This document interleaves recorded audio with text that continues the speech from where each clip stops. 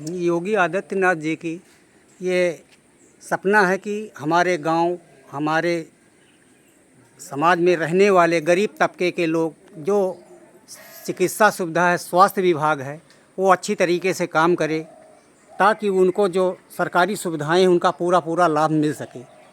ये तिनेरा गांव है जो कि फुरसतगंज सीएससी के अंतर्गत आता है। कल यहाँ पे एक तेंदुआ चौराहे के पास एक्सीडेंट हुआ था।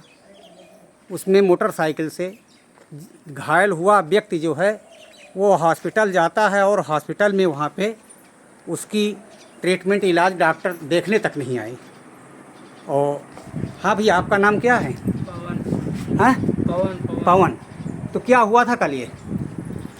तो इधर से जात रहे। हाँ अगलवक साइड। हाँ हाँ।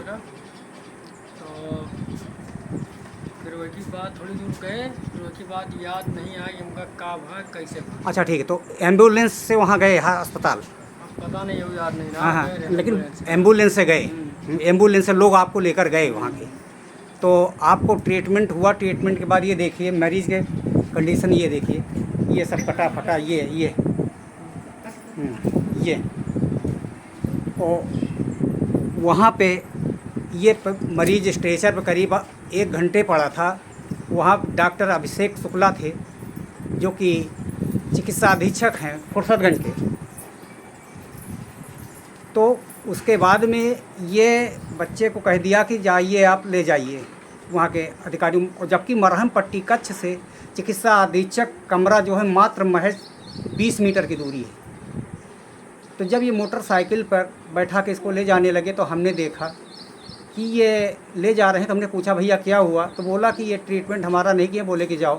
तो फिर जाके हमने चिकित्सा अधीक्षक अभिषेक शुक्ला से कहा कि आपके यहाँ ये पेशेंट ऐसी कंडीशन में आप भेज रहे हैं। तो फिर बाद में वो उठकर आए और पेशेंट को देखा और कहा कि पेशेंट हमसे मिला ही नहीं। तो हम कहा पेशेंट एक्सीडेंटल केस है, एम्बुलेंस से आया है, आप मिलेंगे उससे कि आप पेशेंट वो आपसे मिलेगा?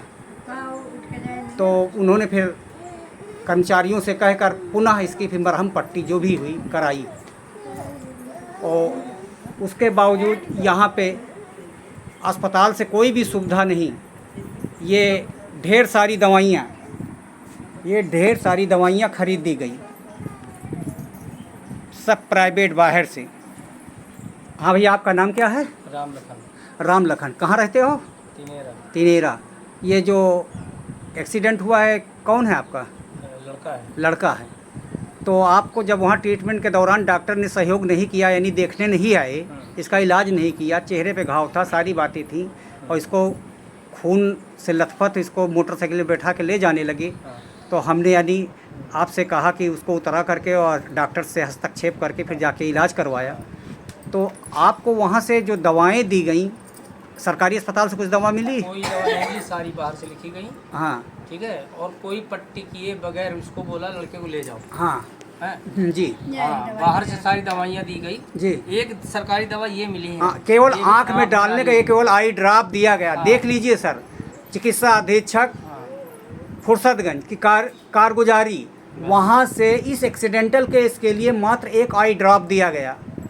मुख्य चिकित्सा अधिकारी अमेठी, जिलाधिकारी अमेठी, ध्यान दें कि आपके ज़िले में आखिर ये हो क्या रहा है। ये देखिए ढेर सारी दवाएं। हाँ, तो दवाएं खरीदने के लिए क्या कहा?